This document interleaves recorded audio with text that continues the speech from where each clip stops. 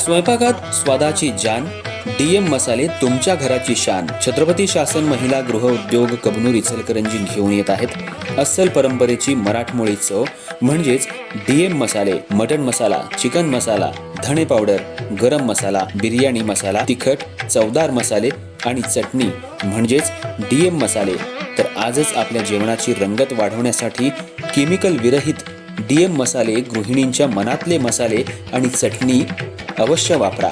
DM मसाले महिला बचत गटाद्वारे करणारे स्वच्छ माफक दरामध्ये म्हणजेच डीएम मसाले. संपर्क दिव्याताई मगदूम, मोबाईल 91 30 80 22 55.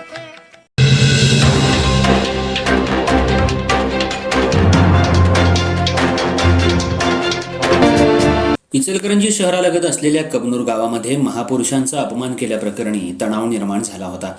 यावेळी संतप्त महिलांनी घराची तोडफोड केली होती. तसंच कार्यकर्त्यांनी पोलिसांवर दगडफेक केल्याप्रकरणी 53 जणांवर गुन्हे दाखल करण्यात आले होते.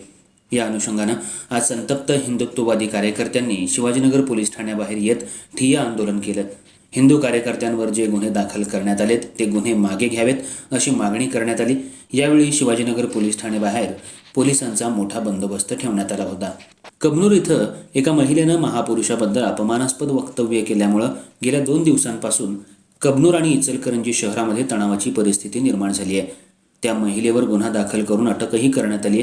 तसंच 2 दिवसांपूर्वी कबनूर चौकामध्ये पोलीस बंदोबस्तासाठी तैनात असलेल्या पोलिसांवर काही अज्ञातांनी दगडफेक केली आणि ज्या महिलेनं महापुरुषांबद्दल अपशब्द वापरले त्या महिलेच्या घराची तोडफोड संतप्त महिला जमावानं केली होती.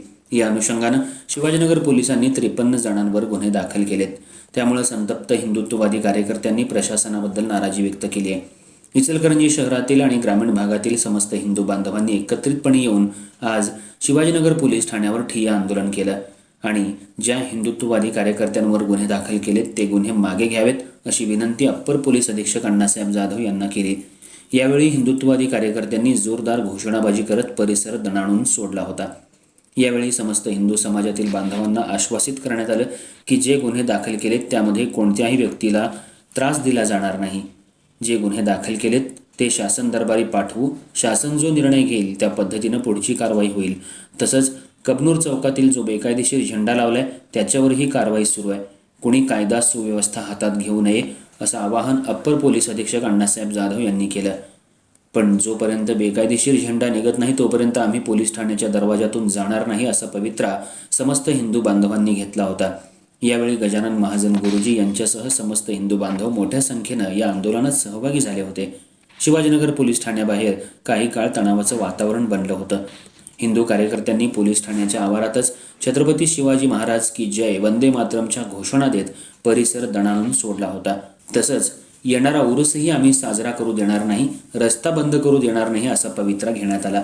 यावेळी कोणताही अनुचित प्रकार घडू नये यासाठी पोलिसांनी कबनूर चौकात आणि पोलीस ठाण्याच्या आवारात मोठा पोलीस बंदोबस्त तैनात केला होता.